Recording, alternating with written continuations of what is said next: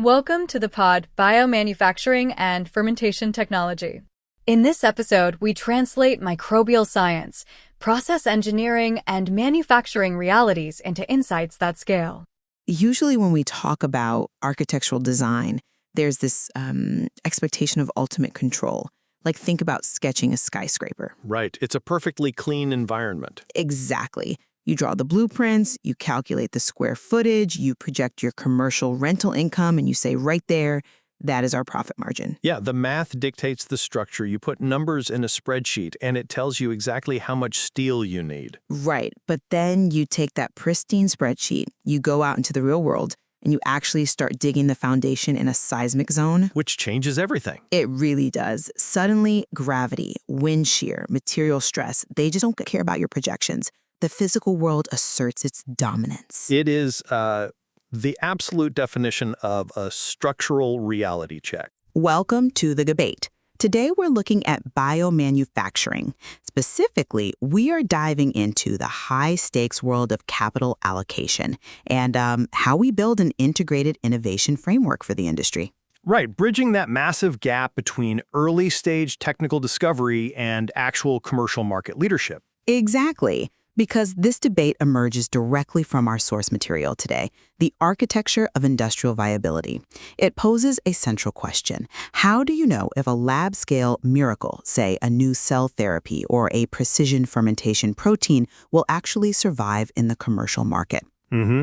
As a strategist acting as a chief technology officer for a top-tier investment firm in 2026, I am arguing that you have to start with the market price and work backward. You must anchor your techno-economic analysis fundamentally on financial targeting. And I take the opposing view. Physical scale-up economics and operational breaking points must dictate the analysis because biological scaling constraints govern market viability, period. So let's lay the groundwork for why the industry is at this crossroads. If you are a strategist looking at capital deployment right now, you know that traditional TEA is just, well, it's dead. Oh, absolutely dead. Historically, techno-economic analysis was just a bottom-up calculator. Engineers looked at a process and asked, what will this cost to make? Today, that question is a trap. I'd agree it's incomplete, but... Well, to translate technical progress into durable commercial value, you have to adopt a market-backwards approach. You don't ask what it will cost. You ask what cost must be achieved to win the market. You start with the customer's willingness to pay. Right. You look at the competitive alternatives. You define your absolute required margin. Furthermore, this target must incorporate full lifecycle economics, accounting not just for CapEx and OpEx, but R&D, validation, and post-market costs. Without establishing that market-driven threshold first, technical scale-up is flying blind. And that right there is exactly where the hubris of modern investment strategy rears its head. Hubris? Really? Yes. I mean, engineering backwards sounds brilliant in a boardroom. It implies that physical biology will simply bend to your financial targets if you throw enough smart engineers at it. I wouldn't say bend, but... But you are. You're treating it like software. We are talking about living organisms. The foundation of any predictive, futuristic TEA modeling must address a very simple, very dangerous misconception. Which is the idea that a 1,000-liter tank is just a 1-liter tank multiplied by 1,000. It is emphatically not. If you ignore physical constraints like oxygen transfer and heat limitations, your market backwards framework is nothing but a fairy tale. I completely agree that biology is complex, but let me push back on that because you are painting the market backwards approach as if it ignores physics. It doesn't. It certainly treats physics as secondary. No. Exploring whether market demands or physical realities should act as the primary constraint is really a question of capital discipline. Let me give you a very specific analogy. Okay, let's hear it. Let's say you engineer the world's most aerodynamically perfect airplane.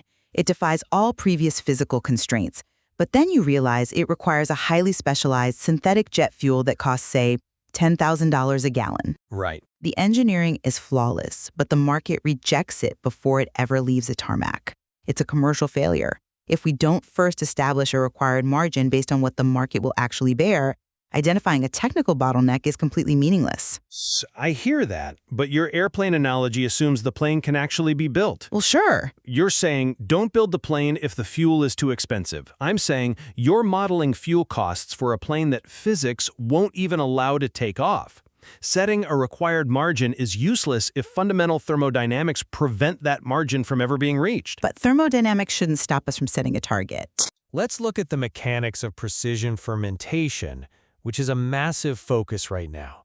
You can sit down and say, to beat the agricultural alternative, we need to produce this synthetic protein at $5 a kilo. You then work backwards and tell your engineers, design a process that hits $5. Right, which gives them a clear, actionable target. Actionable on paper. Let me explain what actually happens when they try to hit that target in a 200,000-liter commercial bioreactor. It comes down to basic geometry, specifically the square-cube law. Okay. As your tank gets bigger, the volume of the liquid inside grows exponentially faster than the surface area of the tank's walls. Why does that matter? Because those cells are alive. They are metabolizing. And generating massive amounts of heat. Exactly. In a small benchtop flask, the surface area is large enough relative to the volume to easily cool the liquid down. But in a massive commercial tank, you have an enormous volume of heat-generating cells and comparatively little surface area to cool them. You essentially cook your own product. Right, and you have to add massive cooling jackets or continuous chilling loops, which drives up the capital expenditure. I know. It drives up the CapEx, yes. But more importantly, the oxygen transfer limitations become insurmountable. To get oxygen to the cells in that massive volume, you have to agitate the tank. You have to spin the impellers incredibly fast. When you do that, the physical shear stress literally rips the cell walls apart. You kill your own biology trying to keep it breathing. If your framework tries to force the biology to meet a $5 financial model by just cranking up the volume, you get total batch failures. Okay, but you just made my exact point for me. How so? You just brilliantly laid out why the biology fails at scale. If the square-cube law and oxygen transfer limitations mean we cannot physically reach the $5 target without ripping the cells apart, the market-backwards TEA tells us to kill the project immediately. Wait, kill it? Yes. We kill it at the whiteboard stage before we spend $100 million building a pilot plant that is doomed to fail. That is the essence of disciplined financial stewardship. We define the required margin first so that we know exactly what physical metrics we have to achieve. But you don't know those metrics are impossible until you model the physical scale-up first. You model them together, but the market sets the threshold. And this brings us to an even broader set of variables that cause these commercial models to fail. If we are looking at an integrated playbook for 2026 realities, we have to look at what the industry calls carbon economics. You mean environmental performance and footprint? More than just performance, carbon economics represents the ultimate systemic breaking point. We are rapidly approaching a reality where carbon footprint, water intensity, and circularity are going to be taxed. They will be a direct raw material penalty on the ledger. Carbon taxation is certainly a real threat, yes. Right. So if you anticipate that regulatory shift, doesn't that inherently require us to work backwards from that future market penalty? You cannot bottom up your way into a sustainable business model if the future market penalizes your core process. Okay, I see where you're going with this. Your engineers might solve the heat transfer issue, but if they do it by building a process that consumes massive amounts of highly taxed energy, you still go bankrupt. You do, but you are prioritizing the wrong disaster. The wrong disaster? Yes. Carbon pricing might slowly erode your profit margin over a decade. A systemic batch failure bankrupts your entire firm this quarter. This is why any futuristic TEA methodology has to be obsessed with scenario-based modeling. Which we do in market backwards approaches too. Not rigorously enough. Most biomanufacturing projects fail, not because they miscalculated a future carbon tax, but because decision makers only looked at the best-case scenario on their market backwards spreadsheet. You mean the scenario where the lab-scale yield translates flawlessly to commercial scale? Precisely. It's a complete illusion. The true test of viability is modeling the worst-case scenario. In the industry, we look at the triad of doom, a simultaneous cascading failure. Okay, break that down for me.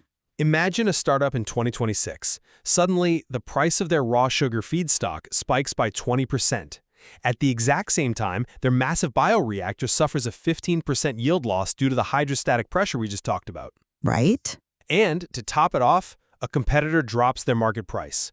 That triad, raw material increase, physical yield loss, and market price reduction, is the actual reality of volatile markets. If your framework cannot survive those operational realities, your market backwards model is incredibly fragile. I'm not entirely convinced by that framing, to be honest. Why not? It's what actually happens. Because you are treating the worst-case scenario as if it is detached from the market. When a raw material price increases or a competitor drops their price, those are fundamentally market phenomena. Sure. If you are doing market backwards TEA right, those worst-case scenarios are already baked into your math. We ask, what is the absolute lowest price the market might dictate, and what is the highest price our raw materials could reach? But you are still treating the yield loss, the biological failure, as just another variable you can absorb with a financial buffer. No, I am saying that we use full lifecycle economics to build a massive margin of safety. This is a critical evolution in how we view these projects. We can't just calculate basic CapEx and OpEx anymore. Which I completely agree with, by the way. Right. A true market backward strategist accounts for the entire commercial journey. Early R&D, automated continuous manufacturing integration, validation runs, and crucial post-market costs. Like, have you looked at the pharmacovigilance required for a novel cell therapy today? Oh, of course. The ongoing safety monitoring once the drug is in the public's hands, it's astronomically expensive. It's a massive capital drain. If your cell therapy scales perfectly, the biology works, the bioreactor doesn't share the cells, well, I shouldn't say perfectly. Rarely happens. Exactly. But let's say it works. But the post-market regulatory monitoring costs $50,000 per patient, and you didn't engineer your upfront costs backward from that reality. What have you achieved? A technical victory and a commercial catastrophe. I get it. Exactly. The market establishes the boundary condition. The engineering must operate within it to ensure disciplined financial stewardship. That sounds great, but you can't just mandate a 50% buffer in your spreadsheet and pray the scientists figure it out. That's a recipe for disaster. It's not about praying, it's about setting targets. But true financial stewardship requires recognizing that biological scale-up is strictly nonlinear. You're talking about validation and pharmacovigilance as if they are abstract financial penalties imposed by the market. They aren't. They are regulatory realities. Yes, but why do cell therapies have high validation and post-market costs? Because the biology is incredibly complex, highly variable, and extremely difficult to characterize at scale. The physical constraint drives the regulatory cost. So you're saying the variance in the living biology generates the variance in the life cycle costs. Exactly. If you don't anchor your framework deeply in the mechanistic, physical realities of the biology, if you don't understand the exact rate of mixing inefficiencies and batch failures, your estimates for those downstream validation costs will be completely wrong anyway. Even if we use historical benchmarks? Yes, because every cell line is different. You cannot predict the cost of post-market support without a high-fidelity understanding of your physical yield loss. This is why we rely on what we call the expected case in scenario modeling. Meaning you model for moderate, expected failures rather than hoping for perfection. Right. The expected case acknowledges that biological systems are inherently noisy. A cell line might perform beautifully in a 2-liter benchtop reactor, but when you move it to a 10,000-liter tank, hydrostatic pressure changes the cell's metabolism. It literally alters how the cell expresses proteins. Downstream purification will hit a bottleneck, especially as we move toward automated continuous manufacturing in 2026, where the product never stops flowing. Right. A bottleneck there is catastrophic. Exactly. A bottleneck in downstream purification backs up the entire continuous line. If you anchor your TA in physical constraints, you anticipate these specific mechanistic failures.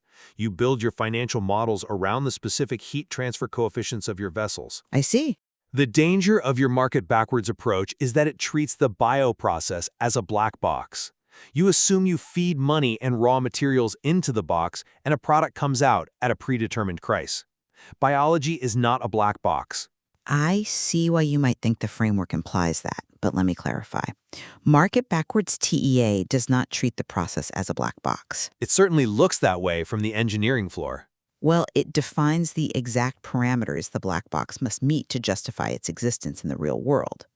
Let's synthesize this by looking at the inflection points where technical progress actually becomes commercial value. Okay. If we are building an industry playbook, we have to recognize that the era of unlimited venture capital funding for cool science is over. Oh, I think we can definitely agree on that. The market is demanding actual profitability. Right. So if the biology is so inherently variable that it creates massive downstream validation costs, as you just pointed out, then the end price of the product must be extraordinarily high to justify the investment, which it often is in biologics. But what if a competitive alternative already exists? Say a traditional small molecule drug that costs a fraction of the price to manufacture and monitor. The market backwards TEA stops us from trying to commercialize a biologically brilliant but financially uncompetitive therapy. I agree it provides a necessary check. It's the ultimate reality check before capital is deployed.